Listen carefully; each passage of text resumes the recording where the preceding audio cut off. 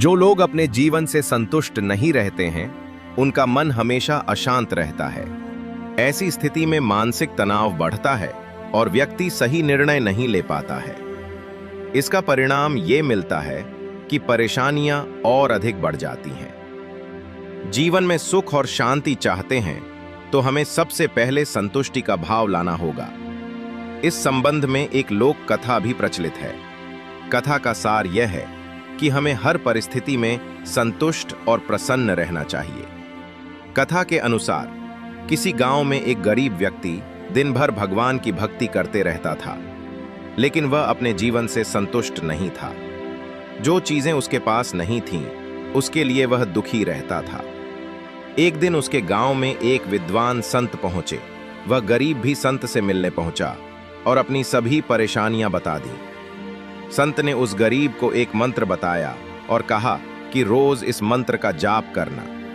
संत की बताई विधि से गरीब व्यक्ति मंत्र जाप करने लगा।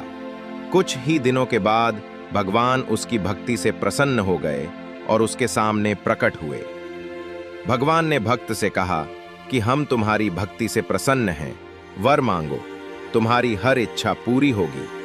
गरीब व्यक्ति भगवान को देखकर हैरान था। वो समझ नहीं सका कि वर में क्या मांगा जाए। उसने भगवान से कहा कि अभी मुझे कुछ समझ नहीं आ रहा है, कृपया आप कल फिर प्रकट हों। भगवान ने कहा कि ठीक है, और वे अंतर्ध्यान हो गए। अब गरीब व्यक्ति बहुत चिंतित हो गया। उसने सोचा कि मेरे पास रहने के लिए घर नहीं है, घर मांग लेता हूं। कुछ देर बाद उसने सोचा कि मुझे बहुत सारी जमीन जायदाद मांग लेनी चाहिए। कुछ देर बाद सोचा कि मुझे किसी राज्य का राजा बनने का वर मांगना चाहिए। पूरी रात वह ऐसे विचारों की वजह से सो नहीं सका। सुबह हो गई, लेकिन गरीब व्यक्ति ये तय नहीं कर पाया कि उसे वर में क्या मांगना चाहिए।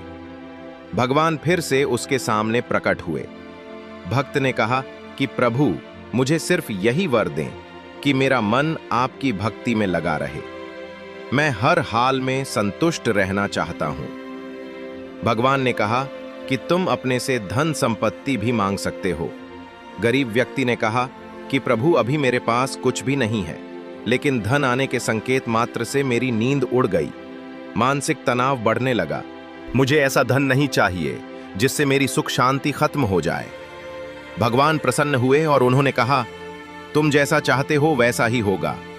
इस कथा की सीख ये है कि जो लोग सुख शांति चाहते हैं, उन्हें हमेशा संतुष्ट रहना चाहिए।